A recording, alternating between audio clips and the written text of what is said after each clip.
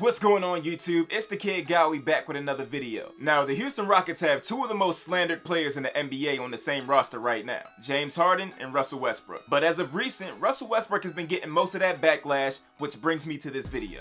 What is Russell Westbrook's biggest flaw? First and foremost, this man has been called so many different things throughout his career. A stat padder, hero baller, Westbrook, poor leader, I mean, you name it. This man's been called so many different things, I don't know who has more names, him or Diddy. I decided to change my name again. With that being said, I don't want people to forget that Russell Westbrook is still one of the best players in the NBA. Yeah, some people say that he's overrated, some people say that he stat pads, but I can count on one hand how many star players that I would trust to give their all from the start of the game all the way until the clock hits 000. And without a doubt, Russell Westbrook is on that list. He's explosive, he's aggressive, and he's improved as a leader. And not to mention, he brings an intensity that nobody else in the NBA brings. And let's also not forget that this man was playing at an MVP level before the NBA came to a halt. In fact, he averaged 33 points on 55% shooting in the month of February. And that includes a 40% field goal percentage from 3-point range. Yeah, that's kinda crazy considering that y'all nicknamed him Westbrook. But with all that being said, obviously we're here to figure out what Westbrook's biggest flaw is. Some of you guys may think it's his inability to shoot, and others may think it's the turnovers. But strangely enough,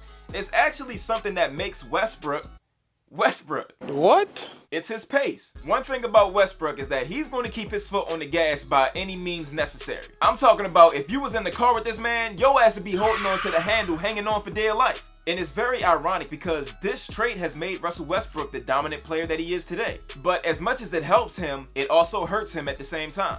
It's a gift and a curse. Think of it as a superpower. Every superhero goes through this struggle of figuring themselves out. They have this superpower that they love, they can help people, and it's a good thing. But they also battle with their personal life, what makes it seem like these two things can't coexist. That's kinda how it is with Russell Westbrook. When Russ is hot, his pace is one of the most entertaining things you can never see. But if he starts off the game sloppy, chances are it's going to be a very high turnover game. When his quick pace isn't doing him good, it's often leading to travels, offensive fouls, inaccurate passes, spills, and blown layups. As I previously stated, Russell Westbrook is always on go, so he has this tendency of sprinting full speed into traffic and then throwing it out to make a play by passing it to a teammate. Now, with us knowing that Russell Westbrook is a dominant inside scorer, you would think that's a good play, but him refusing to slow down that pace makes a lot of those passes inaccurate. And any shooter can vouch for me when I say this. When you're a spot-up shooter, the best place to pass the ball is in the pocket. This way, the shooter doesn't have to adjust their shot, they just catch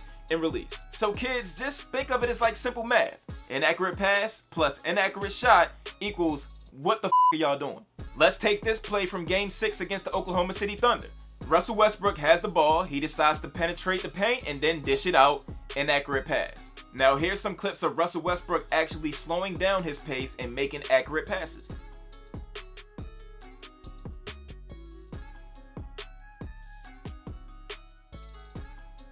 So yes, is Russell Westbrook's inability to shoot beyond 19 feet a problem?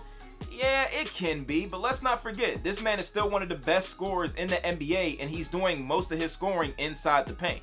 You gotta think of how crazy it is to not be able to shoot but still average 27 points per game. At the same time, if he were able to shoot, the defenders wouldn't give him so much of a cushion to take those shots. If you don't see Westbrook explode into the lane, chances are he's going to put up a shot, whether mid-range or a three-point. The only thing he has to figure out is when to use his speed and when to conserve that energy. If he has already made up in his mind that he wants to pass the ball, slow it down. If he has already decided in his mind that he's going to attack the basket, flip that switch, attack the basket.